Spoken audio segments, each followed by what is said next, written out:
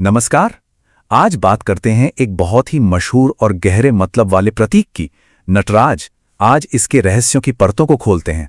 लेकिन सबसे पहले एक बहुत ही हैरान करने वाला सवाल। सोचिए, नाचते हुए भगवान की ये सदियों पुरानी मूर्ति दुनिया की सबसे एडवांस्ड पार्टिकल फिजिक्स लैब में क्या कर रही है? जी हां, ये बिल्कुल सच है। बात है साल 2004 की, जब जिनेवा के सन में, वही जगह जहां लार्ज हैड्रॉन कोलाइडर है, शिव की 2 मीटर ऊंची नाचती हुई मूर्ति लगाई गई।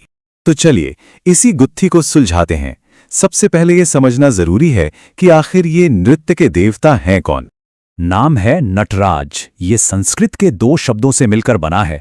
नट मतलब डांस या ड्रामा, और राज मतलब राजा या भगवान। तो सीधा सा मतलब हुआ डांस का भगवान या the Lord of the dance. तो नटराज दरअसल हिंदू देवता शिव का ही एक रूप है, जिसमें वो अपना दिव्य कॉस्मिक डांस कर रहे हैं, और इस डांस को कहते हैं तांडव। लेकिन असली मजा तो इसकी डिटेल्स में है।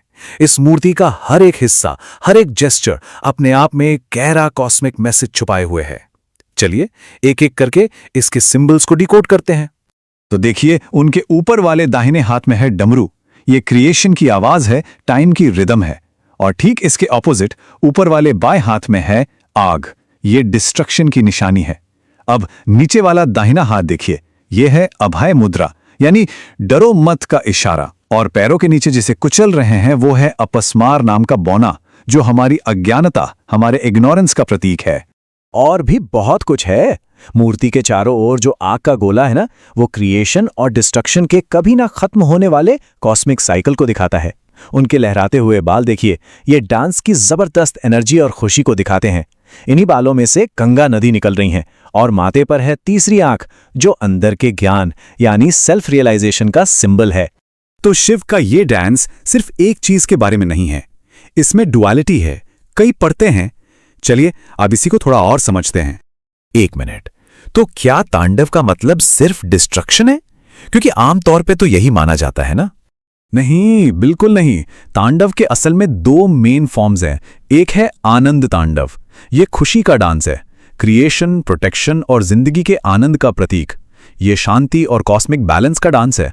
और दूसरा है रौद्र तांडव, ये भयंकर है, ये डिस्ट्रक्शन, गुस्से और किसी युग के अंत को दिखाता है। इसे बुराई और अज्ञान को खत्म करने के लिए किया जाता है। रौद्र तांडव से जुड़ी एक बहुत मशहूर कहानी रावण की है।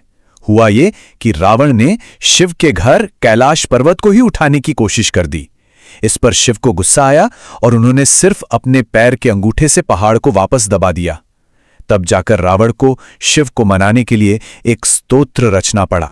तो अब आते हैं सबसे दिलचस्प हिस्से पर, जहां ये पुरानी कला मॉडर्न फिजिक्स से मिलती है। तो चलिए वापस चलते हैं सन, जहां इस पुराने सिंबल को एक बहुत ही अनएक्सपेक्टेड, एक सरप्राइजिंग घर मिला है। दरअसल क्रिएशन और डिस्ट्रक्शन का ये कॉस्मिक डांस एक मेटाफर है, एक प्रतीक है। किसका? सब एटॉमिक पार्टिकल्स के लगातार चलने वाले एनर्जेटिक डांस का। वही डांस जिससे हमारे पूरे यूनिवर्स में मैटर बनता है और बिगड़ता है। और इस कनेक्शन को इससे बेहतर तरीके से नहीं कहा जा सकता। सर्न में लगी हुई प्लेट पर फिजिसिस्ट फ्रिट्जोफ कापरा का एक कोट लिखा है। वो कहते हैं, कॉस्मिक डांस का ये मेटाफॉर पुरानी माइथोलॉजी, धार्मिक कला और मॉडर्न फिजिक्स को एक साथ जोड़ देता है।